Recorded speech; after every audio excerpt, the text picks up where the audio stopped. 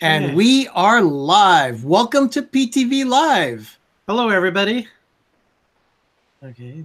Ben, want to say something? Hi. Yeah. Ben's here. Hi. Ben's in the house. I'm Doug and I'm Arnie.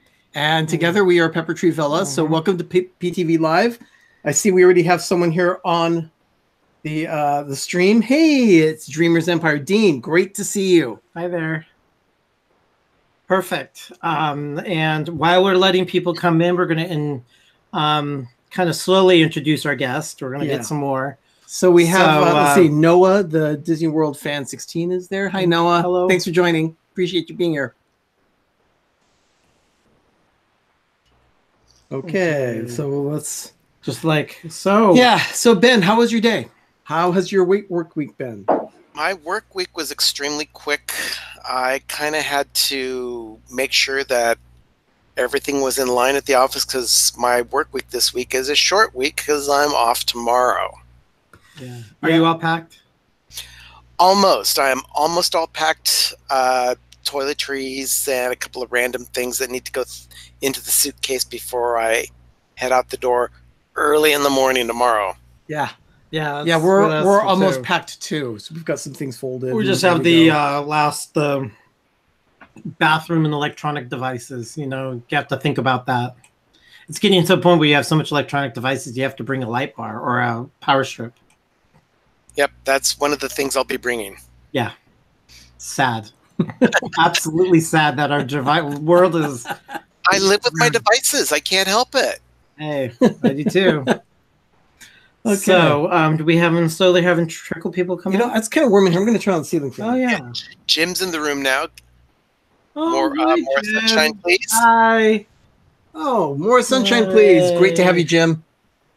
Oh, yeah, we've got Sherry and Kay joining us as well. Oh, fantastic. Hey, Kay. Hi, Sherry. Thanks for joining. Okay. Okay. We're just kind of like talking small talk right now as we welcome people here into the stream. It's great to have you here. Thank you so much. Yeah, thank you, everybody. So we're gonna get still everybody coming in. Everybody do their pleasantries, and then we're gonna introduce our guest tonight. And as you come into the room, don't forget to hit the like button as well. Yeah. Jelly's Journeys here. Hey, Jelly's Journeys. Hi. Hey, I heard that Chills TV hit 1,000 subscribers today. Oh my gosh. So congratulations to Chills TV. That's great. That's cool. So, okay. Let's see. Doug, what was your day like? Fast. Just doing everything. The house getting all ready, just fast. Doing a few projects for clients and making sure everybody's bathed, clothed, and fed so I can go off for a long weekend. Yeah, me. I did the same thing at the office. I made sure that people were bathed, clothed, and fed so that I could be out of the office for a few days. Yeah. So that's going to be nice. Charlie just joined us too. Welcome, Charlie. Hey, Charlie. He's cooking dinner while he watches. So. Oh goodness! Look at that. He's freshly air-conditioned house. Yeah, poor guy. We found out last night, Charlie, their air conditioning went out in Sacramento. So it was I feel your pain, Charlie. I dealt with 2 to 3 days of extreme heat in Oakland this week because of our heat wave, and our thermostat was pegged at over 90 for 2 straight days. It was I can't even describe. It's just hot. Did it get down to your neck of the woods, Benjie? It's pretty warm down here sometimes. Yeah, but not this time, I'm sure. I mean, we were at 108 in our backyard. Well, today, technically speaking. Okay, so we everyone, have enough people? Yeah, there are a few people so here. We're going to start off. Yeah, we're going to start off. And you can see that we have more than just the regular PTV crew tonight. Tonight, we have Benjie with Let's Go to the Park. Yes. Benjie, please introduce yourself.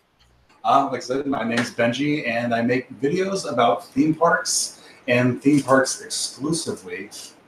And I just try to have a lot of fun at it and try to create content that I would personally like to watch. That's key. Making content that you would like to watch. That is key, because if you like to watch it, you know you're going to want other people to watch what you make because you enjoy your own content. What are some of the theme parks that you like or that you want to put on your channel? Gosh, there's a lot. I need to go up. There's Gilroy Gardens is one I want to hit. Great America. And there's a little hole in the wall in Riverside called Castle Park, which has an interesting history because it's related to Knott's Berry Farm in a roundabout way. Because one of the ride creators from Knott's Berry Farm, Bud Hurlbut, who created the Calico Mine Train and the Timber Mountain Log Ride, after, if I remember correctly, after Walter Knott passed away, Bud sold the rides to Knott's Berry Farm and then went out to Riverside and started Castle Park, which is not to the same scale as Knott's Berry Farm, but an amusement park nonetheless. And I find it really interesting, little hole in the wall places like that. So you're using the little things, and then you also you like Disney, Universal. Yeah. Okay, yeah. So you like the fun stuff, but you just equal opportunity. You don't discriminate. Oh, look, I just like theme parks and everything that goes on there. I've always loved them ever since I was a kid. I actually wanted to start my own when I was a kid, but that's easier said than done. Okay, yes, so far we have also Ralph's Trucking joining the stream. Thank you, Ralph. Great to have you here. Honk, honk.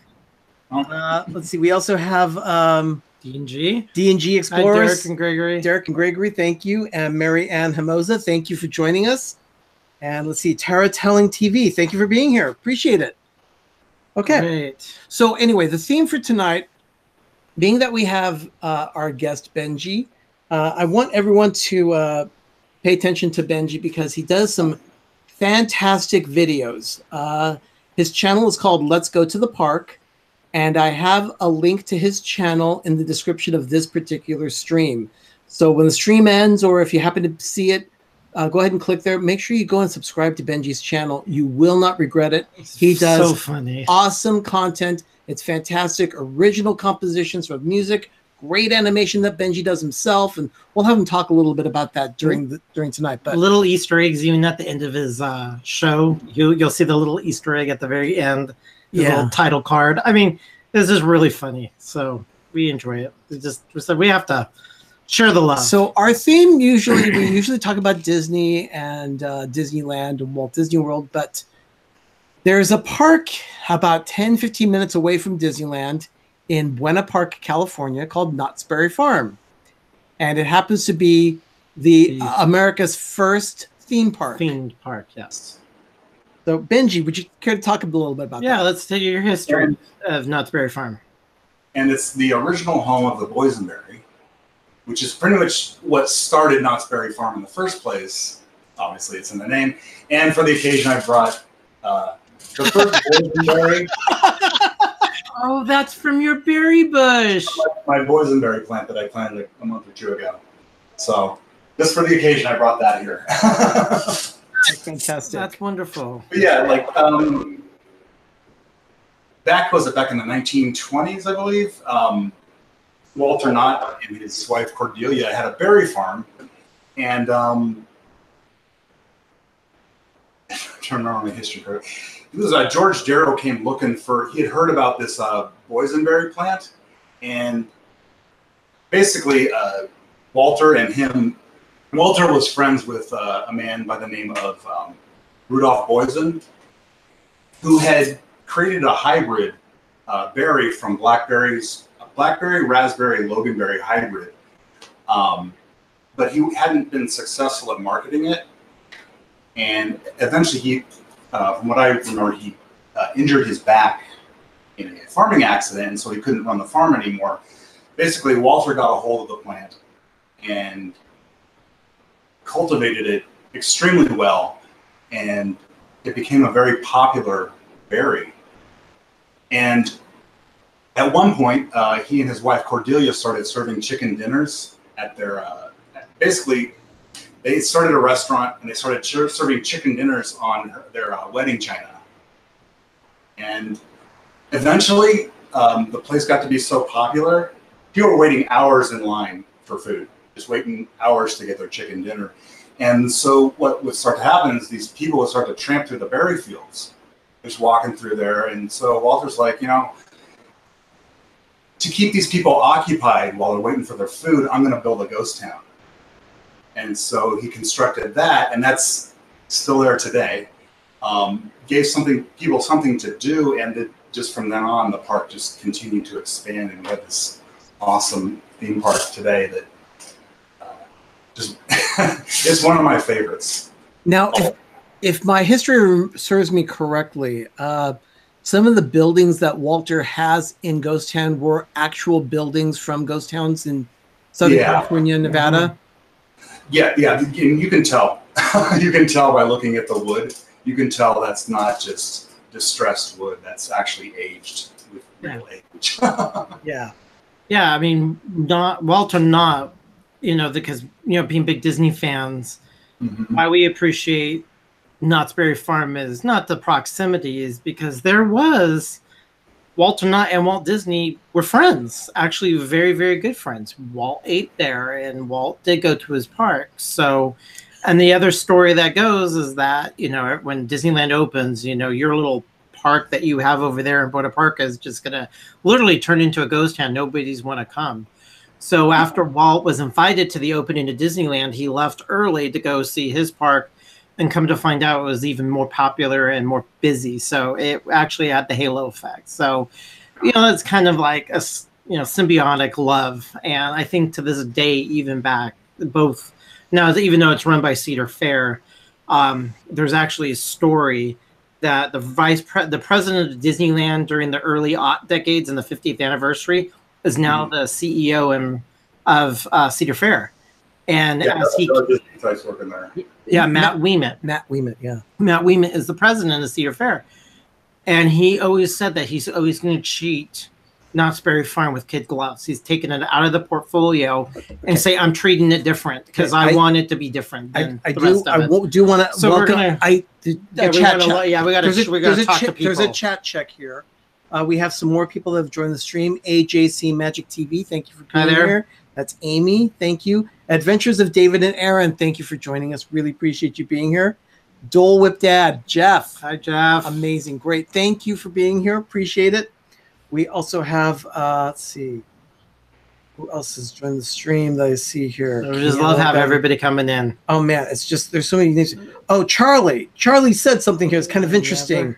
He said, I'd never heard of that, talking about Knott's. He says, I grew up in Minnesota where we had Knott's Camp Snoopy at Mall of America. Well, Charlie, we'll get to that. Yeah. But let's talk about history here of Knott's again. So Walter started building this ghost town, and the guests were still waiting hours for chicken, but at least they were being entertained. Can you tell us a little bit more about that, Benjie? Well, eventually they started adding rides. Like I said, Bud Hurlbut is the one that designed like the Timber Mountain Log Ride and the Calico Mine Train. Both still there, both awesome rides, which they've revamped in recent years. I don't know if you've been on them recently. They've added all new animatronics. They've worked with, I think, if I'm not mistaken, Garner Holt is the one that did the animatronics on both of those rides. I know they worked with him on the new Calico River Rapids to do their animatronics for that. You mentioned that. Basically, the Garner Holt started that company from the ground up as a teenager, building animatronics in his garage pretty much and getting little odd jobs from like the mall to do their haunted house and different stuff.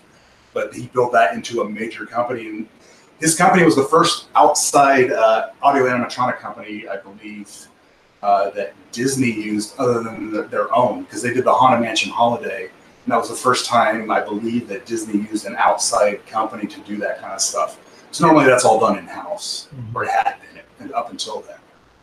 But that just goes to show you the caliber of that company's work. Yeah, it really is good stuff. Haunted Mansion Holiday was no slouch job. They did a great job with that. Yeah, I think Haunted Mansion Holiday was put on by Entertainment from when I went into the premiere event in 2001. That was, of course, Entertainment ruled the roost, the late 90s into the early turn of the century. and they pretty much never went to the Imagineering for anything. And Imagineering just kind of like said, "You guys do it." And I mean, we got Phantasmic because of entertainment, and DCA or California Adventure is basically built by entertainment. And of course, they had to use a little bit of Imagineering, but they pretty much they planned the park, built the park. It was all based on entertainment, and that's what really teed off Imagineering. So. Let me go back to introduce Benjie again. For those of you that have joined a little later, we are hosting our guest tonight on our show is Benjie of Let's Go to the Park, and there he is. There he is. Say hi, Benjie. Hi. How's it going? So Benjie, his little channel on YouTube is called Let's Go to the Park. And like I said, I have a link to his channel in the description of this particular stream. So I would appreciate it if you could go in there, check him out, and give him a subscription. Subscribe to his channel, because I'll tell you, it's great content. He does some great work with animation and music, and also throws in a lot of history on his videos. Does a lot of research to make sure that his videos are not just entertaining, but they're also informative. Yeah, great work. Plus, he's very, very personable, and he throws in more puns than I ever remember, and I love it. Yeah, yeah. Don't consider in my head. I just throw it in there. Yeah, do not consider it punishment. It's very entertaining. It's very cool, and he's just a big theme park geek like all of us. We found him, and we're saying, you know what, we need to share the love. So yeah, we're having him on our channel, and we want to hear more about history and your first time at Knott's Berry Farm. We were talking about Ghost Town, and you mentioned the Calico Mine Train. That one was one of when Walter put together Knott's. He wasn't building the rides himself. He actually had other people building the rides at first. He also brought in yeah, and I think my understanding is that Knott's didn't actually own that ride or the log ride at first. Bud actually owned those, and then after when Walter died, he sold them to the park. Yeah, that's what I understand. I understand that how it worked was Walter had an arrangement with all these people, and what they would do is simply give him a portion of the sales of all the tickets as they were sold to go on all these attractions, and then even after they walled off the gates of Knott's Berry Farm, you had to actually pay to get into Knott's itself. The same arrangement continued, where they would continue to almost like lease the space from Walter Knott and then pay him a portion of the sales of tickets for those attractions. Things have changed quite a bit since then. A lot. Yeah, apparently in the 60s, after the success of the Chicken Dinner restaurant, it continued going on for, again, people just waiting for hours. But then in the mid to late 60s, there started to be some disrespectful teens, I guess, in the area. And so they went ahead and started doing things like kind of destructive things to the park. So they said, that's it. We've got to wall off the park and start charging admission. So, but by that time, the whole marketplace was built out. They had stores like Virginia's Gift Shop and other stores and things that people could, entertain themselves in while they were waiting for their chicken dinner. I like going through the shops there. That's pretty much a standard every time I go. Yep. All the way through. And it's great. Buy something boysenberry flavored and head home. Unlike most theme parks, Knott's actually has free parking available if you're going to go to the restaurant, and they give it to you for like 3 hours. Yeah. They're generous. Pretty good deal. You get 3 hours of free parking, and you can go through the whole marketplace there. You can have a chicken dinner and just browse through all the shops. It's really nice. They even have a street and check out the Independence Hall too. Yeah, I love it. If you have not been through Buena Park, if you're driving along Beach Boulevard in Buena Park, Highway 39 in Southern California, you'll run across a replica of Independence Hall, and it's a pretty darn accurate replica. That's one of my favorite areas of the whole property, because with maybe the exception of when Soak City is in full swing, that is one of the most peaceful areas of the park. But that the pond there and the ducks and all the birds and the turtles and stuff, it's just a good place to go. And if you want to like get outside the park for a minute and like kind of relax, that's a perfect spot. Yeah, and something else I really like also are all the chickens that are walking around. Yes. Tons of chickens. That thing hasn't changed. No, some things just don't die. It's great. Well, Walter Knott and Walt Disney were huge, you know, America patriotic. So that was another thing. They had another commonality. And also Walter appreciated trains. So he got the train there too. Just like Disneyland. Was it the Rio Grande and Western? Western or Rio Grande. I have the mug that I broke and I want to replace it, but if I'll find it. But. It's a full-size engine. And by the way, for those of you that are watching tonight, we might be live streaming from Knott's Berry Farm on Monday. So just pay attention. You might see an alert from us saying that we are live at Knott's. So anyway, let's keep going. What do we have? If anybody wants to? Looks like Cooking with Corey has joined us. Thank you for joining the stream. Appreciate you being here. So is anybody else needing, if they're just, everybody's just saying hi to each other? Yeah. So I want to, got a little bit of history, and we'll kind of go back and forth on that. Benji, when was the first time you ever remember going to Knott's Berry Farm? My first trip was sometime in the early 80s. My brother and I, a friend invited us for his birthday to go to Knott's Berry Farm for the day. We spent most of the time riding the wacky soapbox racers and Grease Lightning. And we did go on the log ride, but we were too chicken to go on anything that had a loop in it. Namely Montezuma's Revenge. But it was worth it because the look on my friend's dad's face when he went backwards through the loop was priceless. Man, I like Montezuma's Revenge. So Ben and Arnie, when did you guys first go that you guys can remember really for Knott's Berry Farm? We were kids. This is like way before when the Fiesta Village section of the park was still fairly new. Yeah, it was like 1969. We went in. I remember seeing people feed paper to the goats that was up on this wall, and he's just stick his head through this giant circle in the wall, and people love feeding him paper cups and napkins and things. He was a real goat. A real goat. A real goat. Real goat. Oh. And I also remember getting a T-shirt with my name on it, just right across the top. They spelled it out, and Ben and I had matching T-shirts with Herbie the Love Bug on them. And that was sold at the park. That was sold at Knott's Berry Farm. That whole concept hasn't changed. They still sell Disney merchandise. Yeah, outside of the park. Yeah, They there's do. we call the junk stores right in the strip. Mine was when the first time I ever even went to Disneyland. It was the family trip of July of 1987. So I was 13. So I was first time I ever went to Disneyland. We made the Knott's Berry Farm trick. So it was like you go to the travel agent, you get the package deal, and you get to go to Disneyland and you get to go to Knott's Berry Farm. And we went to Knott's Berry Farm first, and then we went to Disneyland second or something like that. As a kid, for me, that was the correct order to do it. We'd always do Knott's Berry Farm in half a day, and then we'd go to our motel, and then we'd go to Disneyland the next day.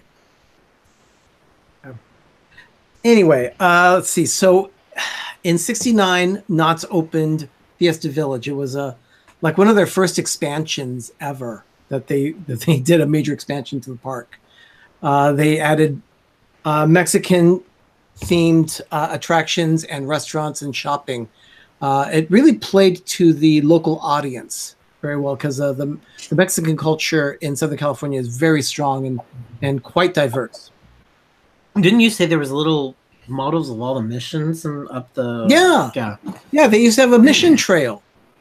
That's still, those are all still there. I don't know if they still do it, but I used to see the guy building them there. Like place over near Silver Bullet. He had like a workshop kind of bench area that would open up from a little building, and he would just work on his stuff there. I don't know if they moved it. I haven't seen him in a while. Aha. Okay. So they did that, and then the park continued to thrive. It was very popular. It paired nicely with Disneyland for people that wanted a family entertainment place, and then so that they could also get a place for their teenagers to have some thrill rides. So it was about that time that they also added the Timber Mountain Log Ride, which was 20 years ahead of Splash Mountain at Disneyland. And you climbed in, went up a flume, and they put you into a mountain. It was way beyond its time. Yeah, because thrill rides didn't come to Disneyland until the first one until '77. I mean, they had Matterhorn, but to get into the thrills of the rest of the industry, because theme parks really started to explode in the '70s, and that's when people wanted the real extreme roller coasters technology. Splash Mountain, Space Mountain came first to Magic Kingdom, and then Disneyland in '77, Thunder Mountain in '79. So we started to get that little thrill instead of just being these kiddie parks. And then we also had, in the early 70s, I guess Knott's was also thinking about doing an expansion, and they expanded this area called, I think it was Gypsy Town? Gypsy Camp. Gypsy Camp, that's it, Gypsy Camp. And I guess it just wasn't that popular. I don't remember ever seeing it. That's what I've heard. It only lasted like a matter of like 2 or 3 years, and they ended it. Yeah, and then after that, they did the Roaring Twenties. Yeah. Mm-hmm. They built an area called the Roaring Twenties, and that was the first place in the world that had a looping coaster. It was called the Corkscrew. And they took that model and they built it all over the world. Yeah, it was that company. Signature. Yeah. And then it just got bigger, and then they always wanted to be the first of this. They had the roller coaster. Yeah, because they did that, and then the Roaring Twenties area was so popular, they expanded it and they called it the Roaring Twenties Airfield, and they added a section. And that was the expansion that included the precursor of the soapbox racers that you liked, Benjie. The motorcycle chase, right? That's it, the motorcycle chase. I love the motorcycle chase. Back in 1977, we took a big family trip to Southern California, and my dad, who was not a thrill ride rider at all, thought, "Oh, look, a nice little leisurely ride through the motorcycle with the motorcycle and all that." He and my mom got on. They're like in their early 40s or late 40s at this time, and they're not into thrill rides, but they got on and thinking it'd be like this walk in the park. And my dad's hanging on to dear life because of the banking turns that the motorcycle chase used to do. And they eventually had to take that out because of how dangerous it was, didn't they? Yeah, there was accidents, I believe, injuries from, I don't know if I want to say riders fell off the motorcycles, but I'm not positive on that. It would stand to reason. It would stand to reason, but that's when they kind of they retooled it and they put in cars instead of motorcycles, so you could actually sit down, you have a seatbelt, and actually something surrounding you rather than just hanging on for dear life on a bicycle. Yeah, that was a great ride.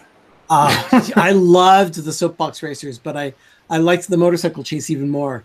I don't. Okay, we need a chat check because we're gonna see how everybody's going. So chat check. My goodness! More sunshine, please.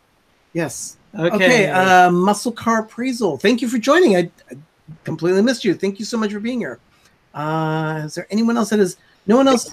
Mickey XOXO. Oh, thank you so much, Mickey XOXO. Thank you for being here. That's like hugs and kisses. Yes. Stupid.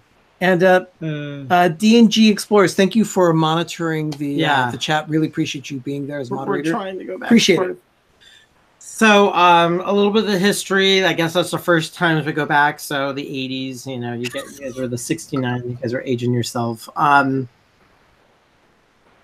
Then Snoopy came in the mid-late 80s. No, actually 1983. Oh, when Fantasyland opened. They were looking for some area to entertain the children, and they opened up they got an agreement with Charles Schultz. I mean, I am so amazed that they got that contract going because Yeah. he didn't do too much with promoting his characters he that didn't. way. He didn't do that.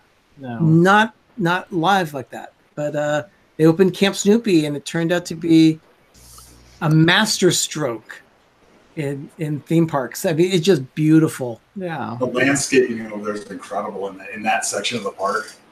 It is. Rocks, and the waterfall and the stream. That's another really peaceful area of the park if there's not too many screaming kids around.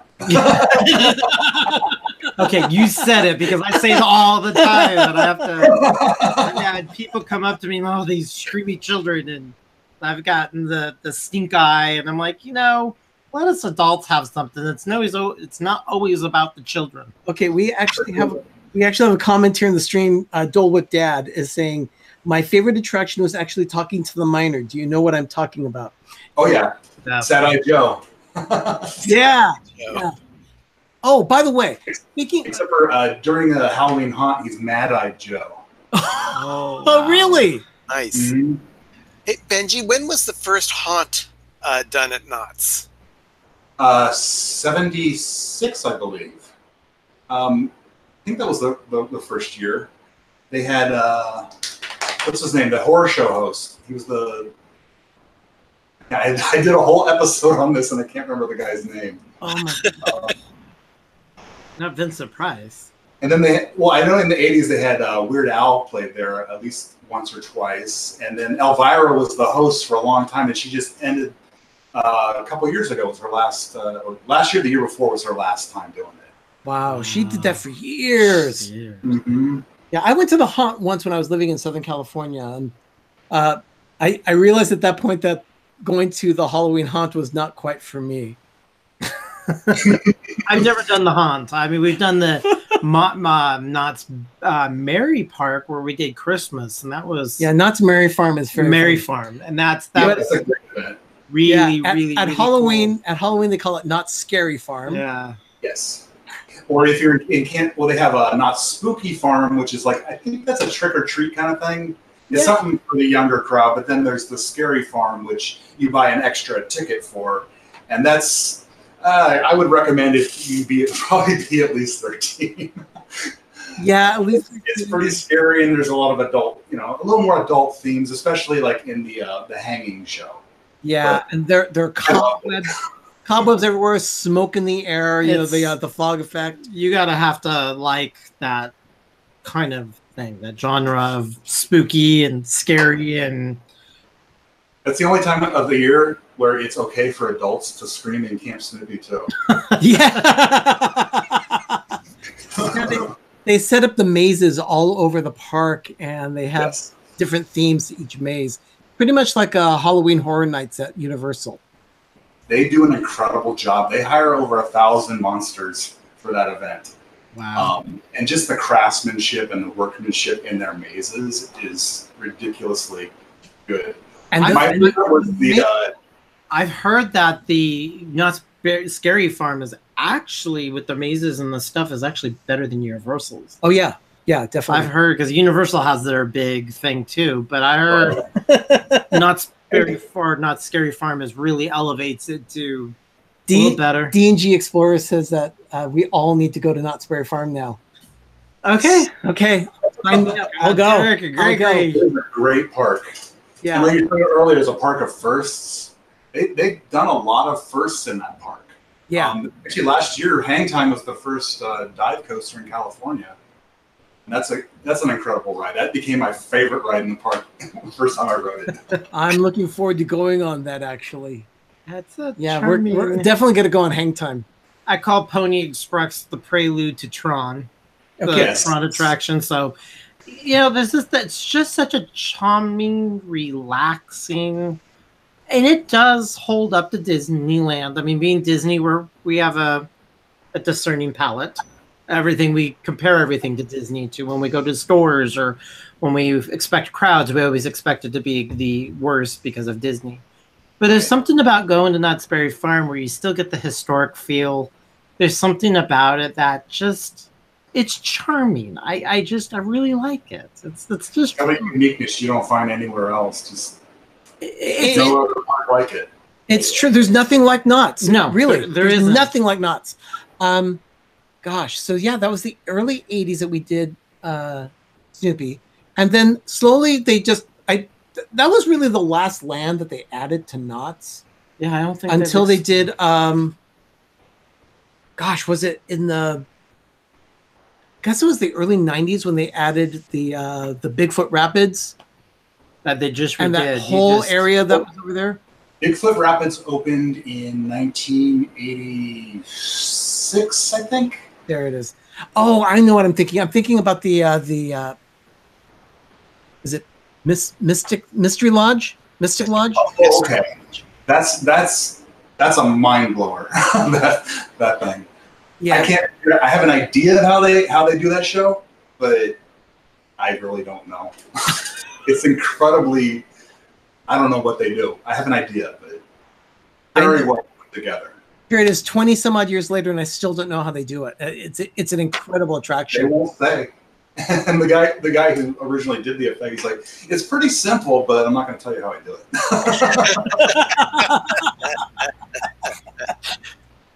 But yeah, one viewing of that show, and you're just like, huh? Is that little Indian, that projection Indian show? Yeah, that's what it is. You're on the fire. Smoke and all that? Oh, yeah. We walked out of there like, okay, that was really cool. Yeah, that was on film, but it's like right in front of your eyes. Yeah, exactly. Yeah, it looks like there are a lot of people in the chat that we all want to go to Knott's Berry Farm now. So D&G Explorers is in, Dole Whip Dad. I guess Jim of More Sunshine Please wants to go, and the Adventures of David and Aaron, they also want to go. That's fine. So you have to go to the chicken restaurant. That's like a must. Absolutely, I love the chicken dinner restaurant. We always pretty much almost every Benjie, if you could honor us and tell us what it is about the chicken dinner restaurant that you just love. It's really good, and besides that, for me it's a step back in time, because I don't know, the way the flavors are. It's like you're tasting what they were eating, back when the restaurant opened. Because I don't imagine that they've really changed the recipes since then very much, if at all. So that's kind of cool to me, to be able to eat pretty much the same food that that was founded on the same recipes and stuff. It's a little step back in time. And the beautiful thing about this is that Knott's actually even publishes a cookbook themselves. It's in, see the books behind us here? That's part of our cookbook library. It's right over there. Anyway, we have Knott's cookbook back there, and yes, the recipes in that cookbook, if you follow them exactly, you will have the same chicken dinner that you can get at Knott's, but it's just a lot easier to just go to the restaurant.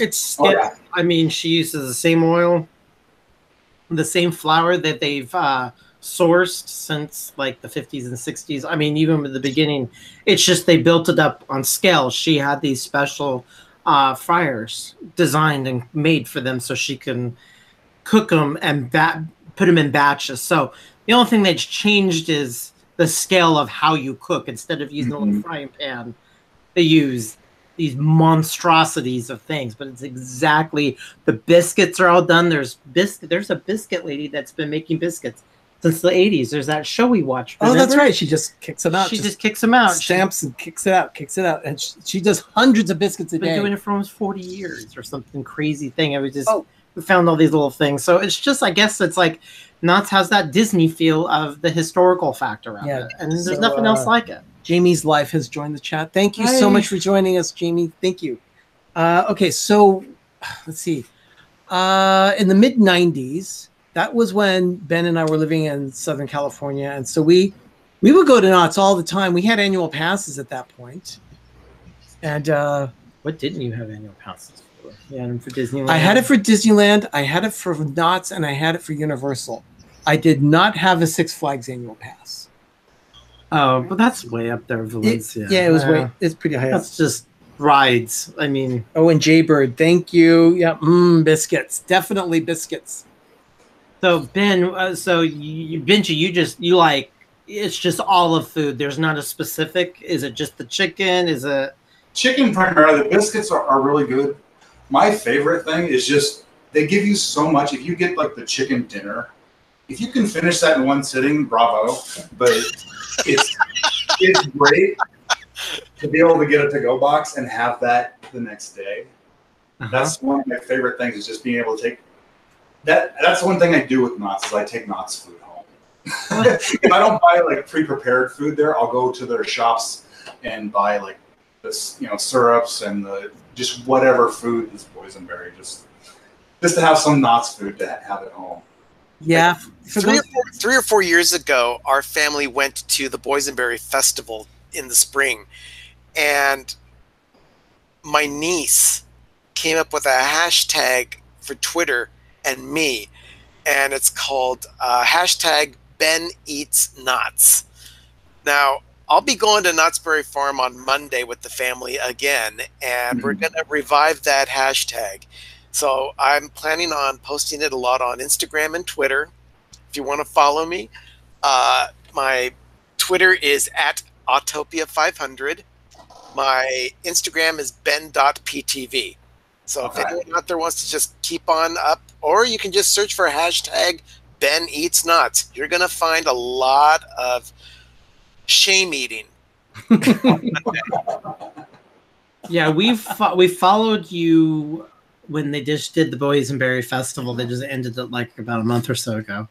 We went, what, 3 or 4 years ago? 3 or 4 years ago we went. And it was really cool. And then it seems like every year they make it a little longer, and then they add so much more. The food they had, we ate crocodile, alligator, didn't we? They still have those. The alligator bites? Yeah, the alligator bites. We had bites. alligator. We had, that fantastic sausage. We had ribs with boysenberry barbecue sauce. We had the Knott's Fun Bun. That thing was huge. It was probably like this big. You'll have to go on diabetes watch after you eat that. I mean, it's just insane. I'll remember that the sausage sandwich that was made with berries, and it was a pinkish purple bread roll. It was just delicious. So it's every year they try to up it up and up and up, and I'm like, we're due to go back. Okay, Kay Atwood and Sandy Taylor Photography. They're making comments about food. Yeah, I know. We just had dinner and it's making me hungry. Yeah, we just had our wonderful meal. We've also been joined by Jamie's Life, who says they are new to the channel. Oh, fantastic. Hi. Thank you. Welcome. Let's see. So you guys were in you guys lived in Orange County. We're living in Orange County, and at that time they added a few small attractions. One was a Jaguar, which was they touted it as a very thrilling roller coaster, but it's really a very family friendly coaster that just kind of like meanders all around the Fiesta Village. Yeah. So it's not really that big a deal. I mean, do you find it to be very scary at all, Benjie? Jaguar, no. You see the kind of rides I go on. No, we're talking to someone who loves hang time. Yes, and Supreme Scream. I go on that ride because it forces me to face the fear of heights. That's the only ride that makes me a little bit nervous in the park. It's because you go up. You're around 250 feet high. It's about roughly 25 stories up. Yeah, so, and you can see all of Orange County from up there, and LA. You can see the ocean. It's one of the tallest. One of the and you see the ground in 3 seconds. Yes. The bounce is the best part of that ride, though. When you come down and you're just a very cool feeling after that initial drop and your stomach stays up there for a second. Oh, we're talking about the Malaboomer, not the no, Supreme Scream. Supreme Scream. Oh, they drop you. But that's like the Malaboomer that was at California Adventure and Paradise Pier. Except they had Malaboomer, you were shot up. Yes. Rather than drop down. Okay. I'm thinking of that the tower, the Sky Lab or Sky Tower that turned and got stuck. What a year or two ago. Benji, can you talk about that? Yeah. Yeah, they used to have the parachutes attached to that at one point, but I guess when they put Supreme Scream in, that kind of took over that. Yeah. Now you did a video where you talked about the Sky Tower at one point. Can you tell us a little bit about that particular video? Yeah, what was it like? probably within like 2 years ago, within 3 years, the sky cabin got stuck somewhere up where it's not supposed to get stuck. And so the riders were trapped up there for, I think, several hours, and firefighters had to basically rappel them down using ropes. Oh my gosh. That's that happens sometimes. SeaWorld just had an incident a few months ago where there's Bayside Skyride shut down because of winds. And so riders were stuck up in the gondolas for about 6 hours, roughly, I think. Oh, yeah. I was so jealous because I had been there that day. And I had left like an hour or two before it shut down. And I was kind of irritated because I wanted to get stuck up there. Why is it a badge of honor that we could say we've been on broken down attractions or been evacuated attractions and people talk about that? That's a YouTube thing. It's like a badge of honor. We do it at Disneyland. We do it everywhere else. Where did you break down? I think I included in the end of one of my other videos where I got stuck on Soarin'. And I was just filming the entire time, and there was a woman that was just complaining the entire time. We're looking at this completely differently. Okay, I see. Yeah, let's do it. We have another person. We gotta see what's going on here. R5 Adventures. Let me see if I can do this the same way that she does. Hello. How you doing? That's for R5 Adventures. Great to have you here. Thank you so much for joining the stream. Sherry says, I remember that, and as soon as they came down, I ran. Yeah, when they got stuck up there, I guess they modified it. There's a cooler in there that has like dry ice or like a refrigerator thing that keeps bottles of water in it in case it ever gets stuck. And I guess they converted one of the seats into like a porta potty in case of an emergency, so people could go to the bathroom if it gets stuck. Okay, that's all kinds of disgusting. Well, you're gonna have to. I mean, it's like a commode. You gotta they had to do this because when you're stuck up there, you know. Another thing they modified is they added air conditioning to the ride. So I guess before it was kind of hot in there, but now it's a nice cool ride up and down. It was quite warm in there, but I do remember it had some spectacular views of Orange County, and you could see Disneyland from Knott, so that was pretty cool. So who else is saying? Okay, we also have let's see. Just joined us. Let's see. Jaybird says no sky buckets. And we have as soon as that opens again, I'm going back on it. The Lucky Minute. Amanda has joined us. Thank you so much, Amanda. And Dad is commenting on Benjie's keyboard. Yeah, Benjie, tell me about your little studio setup because you have. Are you a musician? That is a sick setup. It's so cool. Please tell us about your little setup if you won't mind. Okay. Well, this is the new computer that I just built. It's a Ryzen 7 chip with 32 gigs of RAM. Runs really fast. I can boot up to Windows in about 20 seconds now. Oh my goodness. This is what I do.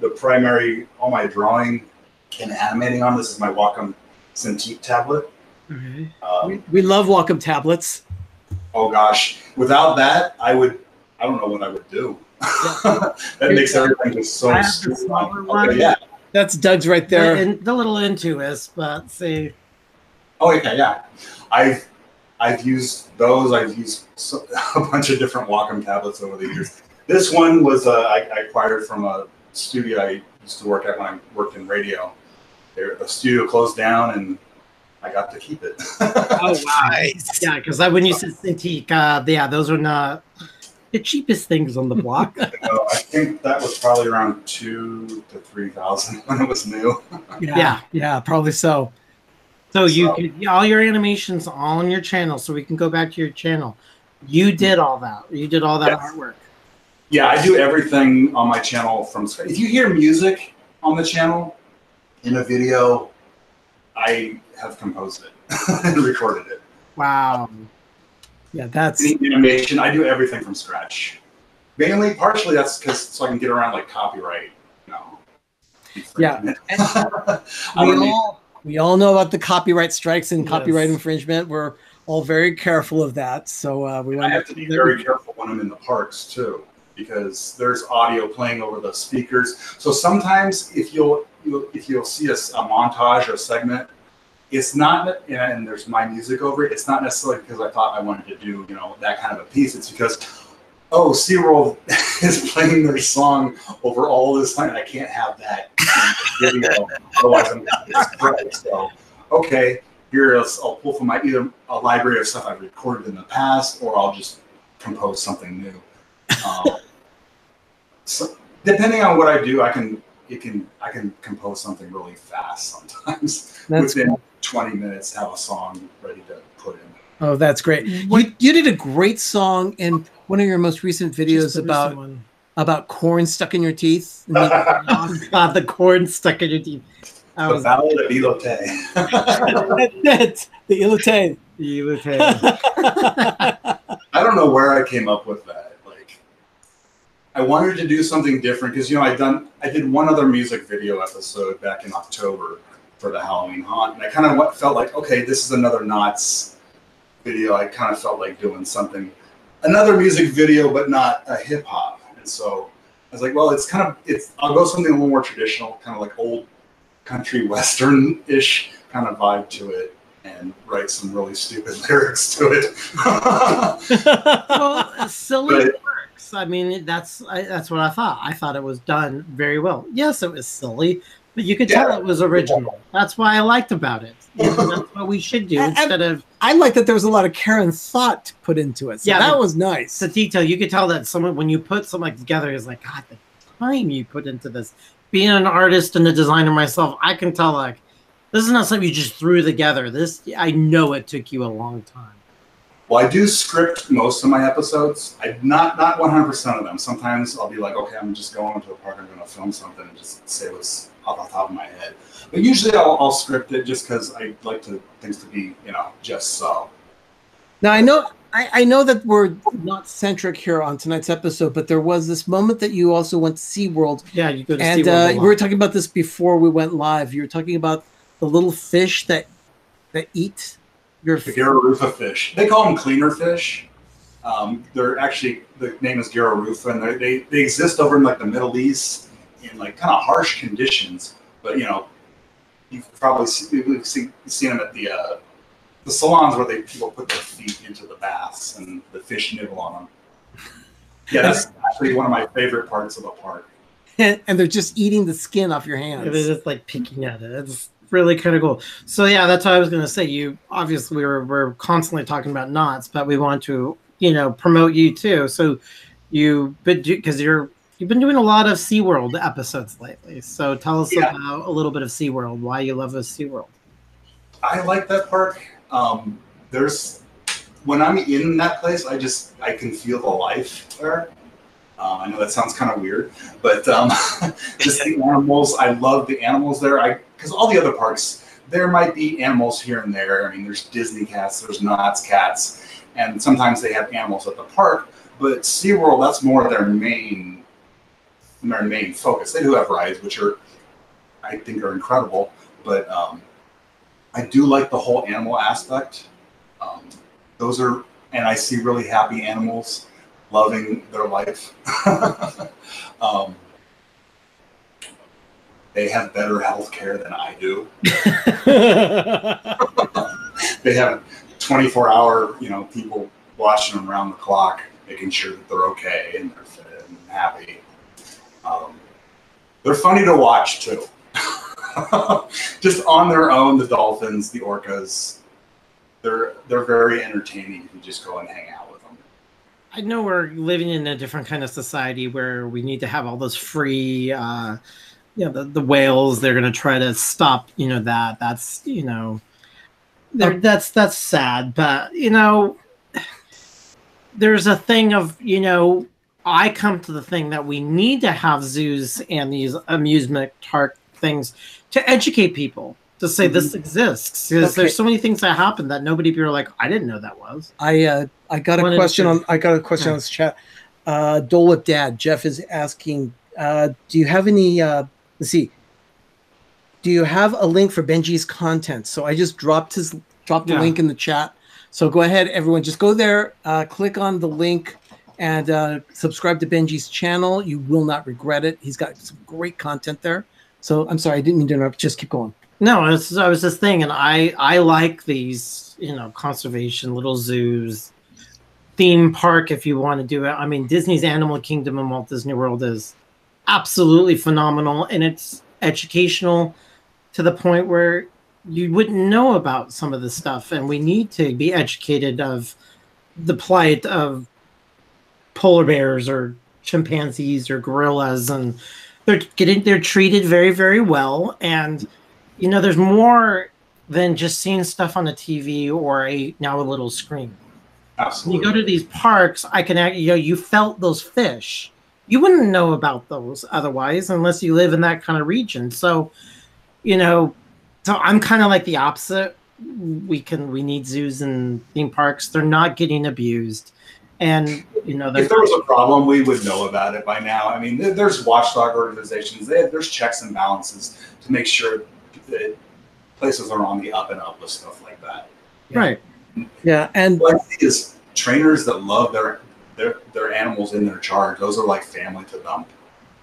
Yeah. Oh, yeah. I mean, the whole Coco the gorilla and how that was changing, and it's animals interacting with animals. Sometimes I think animals are a lot more smarter and better than us.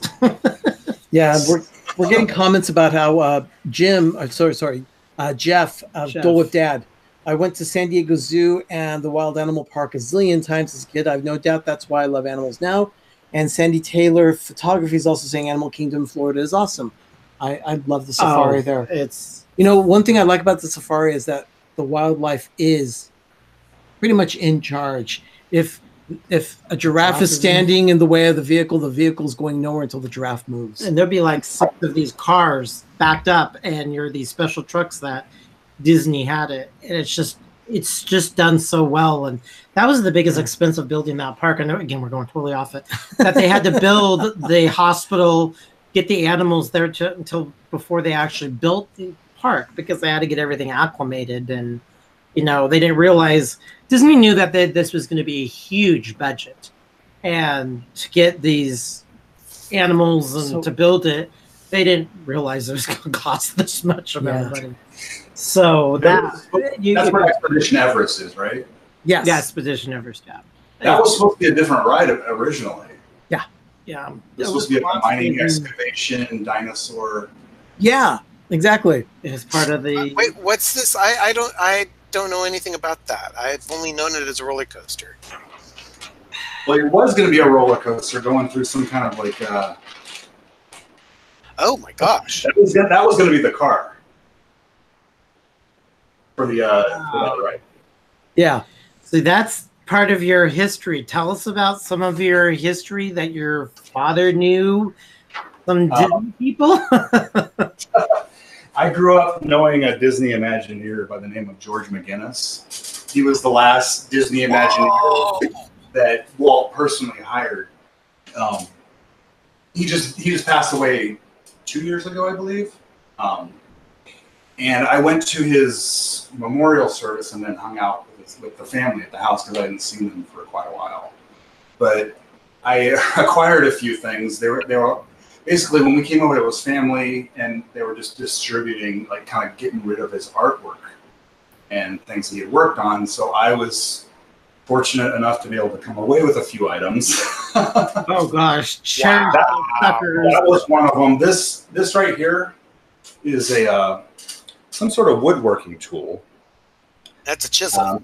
Yeah, chisel. And I think this is probably 50s or 60s. Not sure exactly when.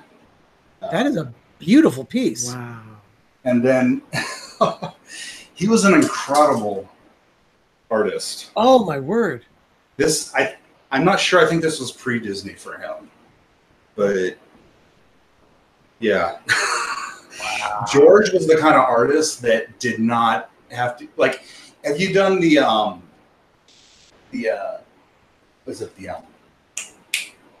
Animation Academy over in DCA? Yes. You know how they point out that no pencils have the erasers on them there when they start out? They're like, well, look at your pencils. There's no erasers on them. George was the type of artist that didn't need the eraser. His lines were correct the first time. That's why his stuff is so exact. There's no erasing. There's no mistakes. He was an incredible designer, Imagineer, artist. A couple of his trolleys are still in operation in Anaheim and is it the Grove? Yeah, the Grove. Yeah, he designed a couple of streetcars for them. So did he work with Bob Gurr? He did. Yeah. Actually, the Mafia then. So what was that? Was Bob Gurr and George the Transportation Mafia basically designed all the? What was George's claim to fame? George was well, Walt hired him because he liked his senior project at the university he was going to. Basically, George designed this. It was a high-speed rail transfer system, basically so you could load and unload passengers without the train ever stopping. So you'd have a train going along the track, and there would be another train that would catch up to it to load and unload passengers. They would dock, and there's basically this lazy Susan kind of turntable in the middle where passengers that were on the one train would get on to the turntable, and the passengers that were boarding would turn, and the thing would rotate and swap, and people would get off or on the train, and the train would keep going, and the passengers staying would get on that train and go to the station to stop. That is wild. Walt heard about it, and I can't remember who called him. It was someone from the university or someone, and they told him about the project, and he's like, "Do you want him to bring it over to the studio? He'll bring it over on his back." And he's like, "No." Walt's like, "No, I'll come look at it." And so he came and saw it, and that's how George got hired. And so George worked with a lot of the transportation, the rides, the seating. He worked on the seats for the Indiana Jones ride. Wow. He was the designer he designed the Thunder Mountain trains because there was an accident that happened quite a few years ago where the train was coming up the lift hill in the mine, and something happened where the engine went backwards, and I believe there was a fatality. Yeah. Or something. And when he got the call, I think he was in the kitchen at his house, and he instantly went and got his blueprints to make sure that it wasn't his design that caused that. And it wasn't. They had done a redesign of the trains after his, and it was something related to that, I believe, that caused. Yeah, something with the redesign and then the lack of maintenance after that redesign. Yeah, there was the way the engine and the actual chain. It was the dark period. It was a mess. It was a mess. It was around the early aught decade. Yeah, it was quite a few years He ago. also did the Monorail Mark V, I believe. Wow. Yeah, wow. It's just amazing. So yeah, that is. So you have some really cool stories to say. He influenced me quite a bit. He and my dad, we used to the families would get together at Christmas and in the summer for Christmas party, beach parties, and I always liked hearing the conversations between he and my dad because my dad was an electronics engineer, and that's kind of right along the same lines. Okay. And he would tell us about things that were going on at the park, stuff he was designing. He at one point wanted to turn the America Sings building into basically a Michael Jackson animatronic show, but that got shelved. He was working on the Little Mermaid ride back in the early 90s. Oh, wow. But what is at DCA now is not the same as what he was designing. What he was working on was the cars were suspended from the track instead of on the floor. So it was more Peter Pan style. Wasn't that a design that was going to probably go into Disneyland Paris? That might be where that was going. There was a computer animation of the ride that went on some DVD. I've seen it on YouTube, and it uses the suspended track model. Oh. I'm not sure if that was meant for DCA eventually or not, but that was one design. Also, the rocket rods. One of the most loathed things to happen. Those were going to be bikes originally. Yeah. Yeah. So That would be great. George designed the rocket rods then. He designed the rocket. Well, I can't remember if he designed the rods. He did the bikes. This is a photocopy. But, Oh, that's cool. Oh, wow. Benjie. so, and he's like, you can see how exact he is on everything. Different ride height, different riders, child, adult, et cetera, et cetera. Who's all going to fit into the same seat? They just look fast. They do. Oh, that's a pretty cool little look to it. He designed a really sleek looking vehicle, but they ended up going with the rods instead. Yeah, that is incredible. Now everybody out there in YouTube land, gotta promote Benjie. We're gonna do a chat check. I mean, this guy has amazing things. Everybody's probably salivating, go, whoa. Yeah, we have some people that are dropping off. It's getting late on the East Coast. Yeah, it's like it's after 11 now. We're trying to compete with the world and but yeah, back east. Yeah, so thank you all in the back east. Yeah, thanks everyone that's been joining. Watch this. So you just saw some great history there. So yeah, we got a lot of ground covered. What we didn't cover though was at the beginning of the decade, or the beginning of the century for Knott's, it changed hands into Cedar Fair. Yeah, and that finally happened after an agreement with the family. The family sold it to Cedar Fair, but they had to promise that they were not going to make drastic changes to the park. Yeah, that was the stipulation. So the park, I mean, even the same logo is still being used. If you go to any of the other Cedar Fair parks, all the logos look almost exactly the same font and everything. Not Knott's. Knott's still maintains its same font, its same logo. And for those of you that saw the title card for this particular stream, that's the logo for Knott's Berry Farm. Mm-hmm. That K is very familiar all around Orange County. That was very distinguished. And yeah, and in case you didn't know, the Knott's Berry Farm you do see in the grocery store, if you see any jam or those like boysenberry or apricot cookies, that is Knott's Berry Farm. Yes, it's the same company. Well, licensed anyway. It's exactly. The jam itself that is mass produced is produced by Smuckers. Yeah. But Knott still does their own type of boutique style of jam that they sell at their park. And it's the best. It's just so good. Yeah.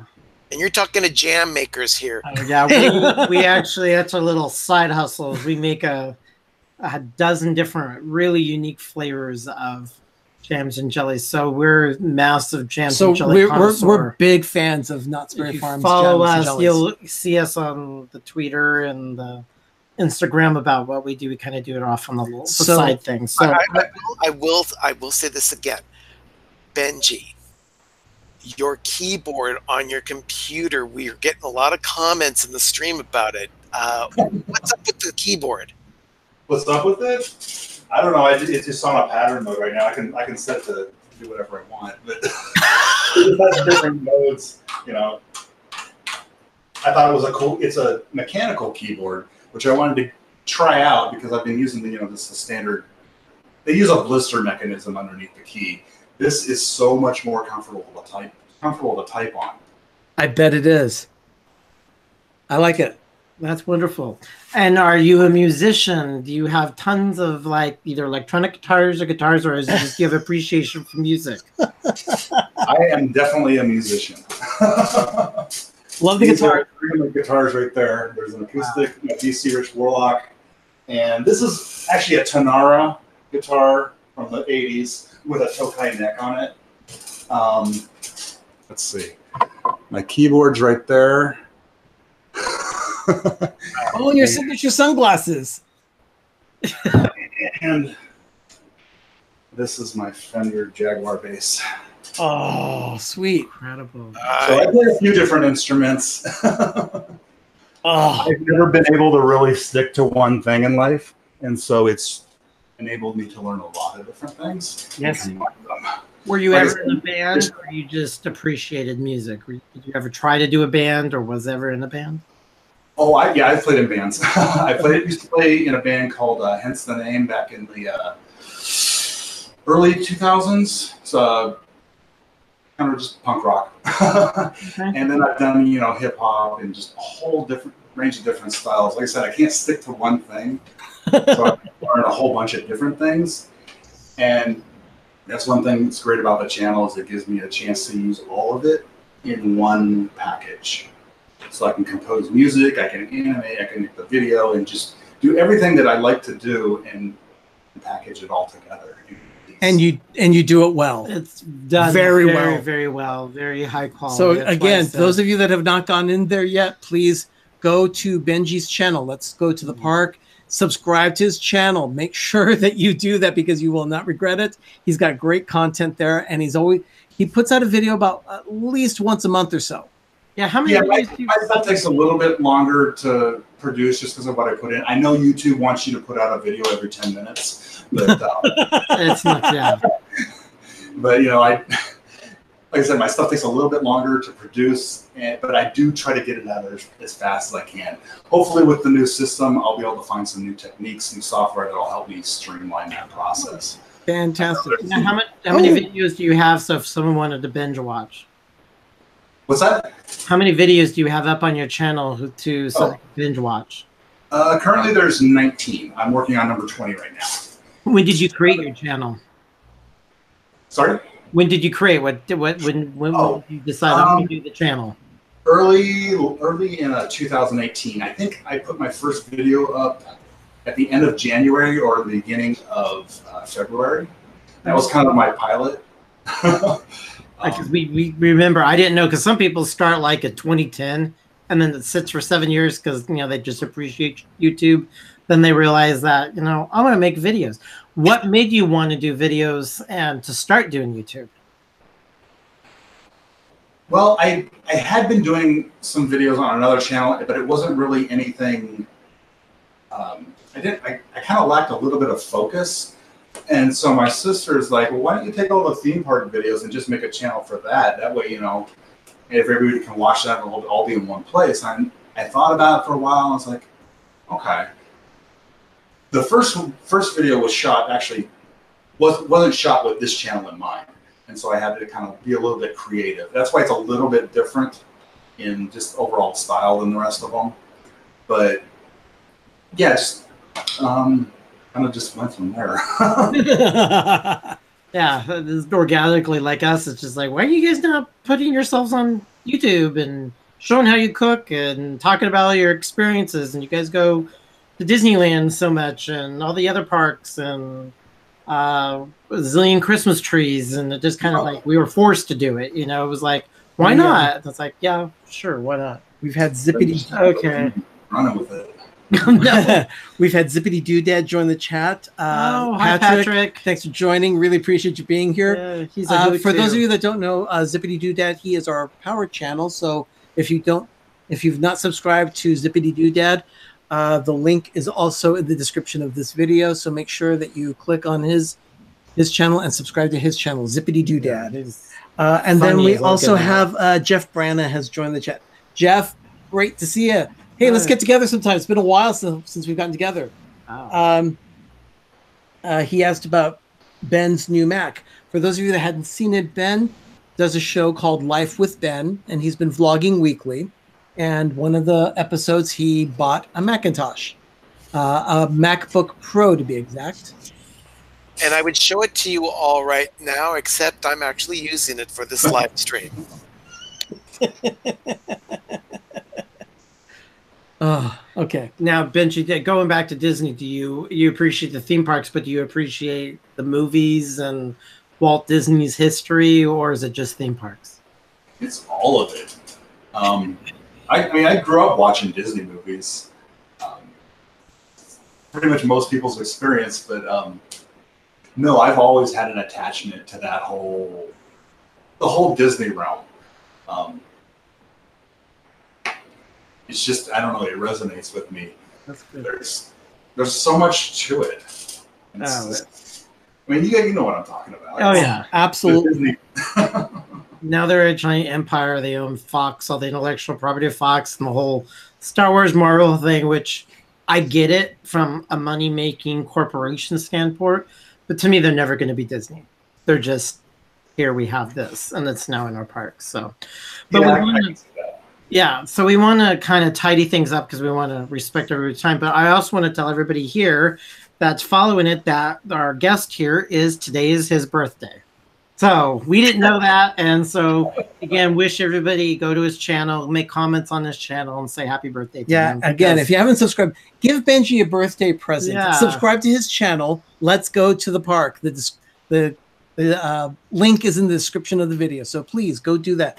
And again, Benjie, thank you so much for being birthday. here. Thank you for having me. And we'll just tidy up. What do you would like to say any more about yourself, or what do you want to tell people about you? And then we'll go to Ben and then both of us. So you want to close it out with us? Is there anything you'd like to say? I hope you like my videos. I put a lot into them, basically, and it's just like I said before, it's my chance to take everything that I love to do in life and package it into one little package that others can enjoy too. And I really strive to just basically produce, again, stuff that I would like to watch and that others would like to watch. And my goal is to make people laugh and smile and have a good time.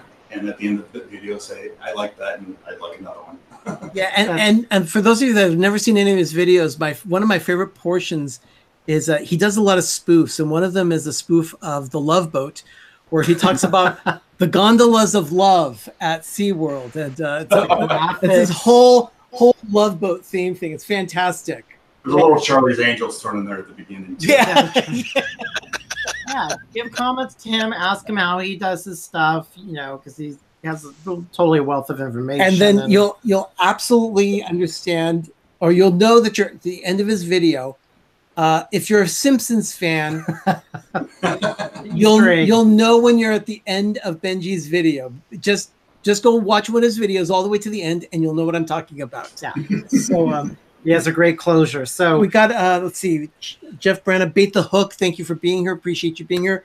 And let's see, we also got the Lucky Minute. Amanda's asking, PTV, how did you meet Benjie? Actually, it was YouTube. Just YouTube. I think it was recommended. Ben and I and Doug saw Benjie's first video that he posted back in 2018. Back in last year. I mean, we subscribed when we saw his first channel, his first video. I subscribed immediately. I think I was like subscriber 4 or 5, something like that. What was your very first video? Because it must have been recommended, and it was something that was related to us or popped up because we just stumbled upon you, and ever since. So, what was your very first video? It's called Life, Universal Studios and Everything, which is a reference to Hitchhiker's Guide to the Galaxy. You'll see a lot of parody titles that I do, because like the universe and everything. 42. Yes. So yeah, the whole recommendation. But yeah, so we've just followed each other on social media, and actually it was just this past week that we talked for the first time here on YouTube. Make sure this all works. Yeah, to make sure that everything worked right. But yeah, Doug, Ben, and I have been huge fans and admirers of Benjie's work ever since we saw the first video. And every time we see one of his videos come up in the stream, we get excited saying, great, we've got a good video to watch tonight. What is he going to do? So, Benjamin, what do you have to close out?